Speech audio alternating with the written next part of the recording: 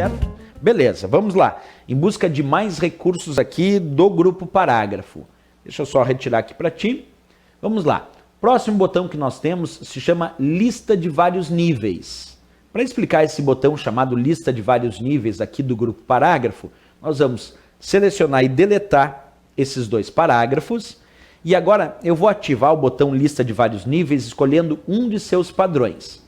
O botão lista de vários níveis possui padrões tanto para marcadores como para numeração. Se eu escolher esse padrão que diz 1.1.1.1.1.1.1, ele vai fazer exatamente isso, acompanha. Cliquei e agora eu digito aulas. Quando eu der Enter, obviamente vai surgir então o nível 2. Vamos lá, Enter. Então aí ficou 2, que é a próxima numeração. Vamos agora pressionar a tecla Tab do teclado. Quando eu pressiono Tab, esse 2 se transforma em 1.1, porque com o Tab eu indiquei que eu quero um subitem do item 1. Por isso chama lista de vários níveis, porque tu vai construindo níveis diferentes. E nesse outro nível eu vou digitar curso. Se eu der Enter agora, vira 1.2. E ali eu vou digitar então a palavra concursos. Beleza. Agora percebe que acabei de construir então o que nós vamos chamar de lista de vários níveis. Em vez de fazer só 1, 2, 3, 4, a lista de vários níveis te permite fazer 1, depois 1.1, 1.2, 1.3, depois 2, 2.1, 2.2, 2.3. E aí essa lista de vários níveis tu pode escolher qual é o padrão.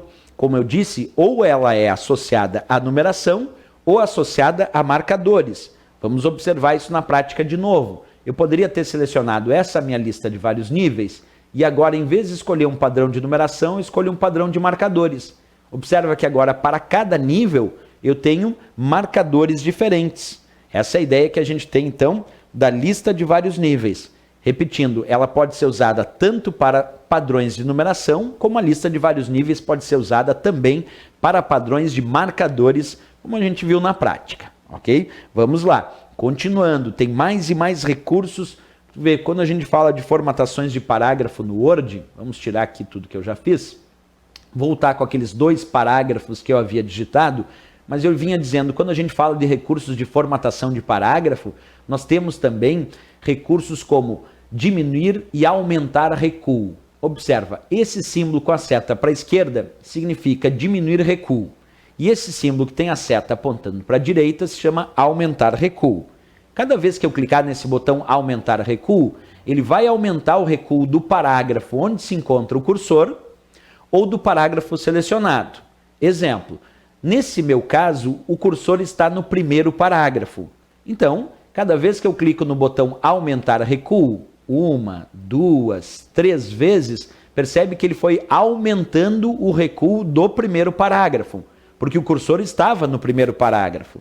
Se agora eu clicar no botão diminuir recuo, cliquei 1, 2, 3 vezes, ele está diminuindo o recuo do parágrafo onde se encontra o cursor. Eu também poderia ter selecionado. Nós podemos, por exemplo, selecionar esse segundo parágrafo e agora clicar no botão aumentar recuo. Cliquei, cliquei, cliquei. Cada vez que eu aumentei recuo, ele aumentou agora o recuo do segundo parágrafo, que era o parágrafo selecionado. Vou clicar agora no botão diminuir recuo, cliquei, cliquei, cliquei, e ele então está diminuindo o recuo deste parágrafo selecionado. Essa é a ideia. Quando a gente fala de botões de recuo, como é o caso do botão que permite aí aumentar ou diminuir o recuo, esse tipo de botão, ele é relacionado ao parágrafo ou aos parágrafos selecionados. Mas percebe que nem sempre eu preciso selecionar todo o parágrafo para aumentar ou diminuir o recuo. No caso, eu te mostrei um exemplo onde eu simplesmente coloquei o cursor no primeiro parágrafo, fui aumentando o recuo e ele foi aumentando o recuo desse parágrafo onde se encontrava o cursor.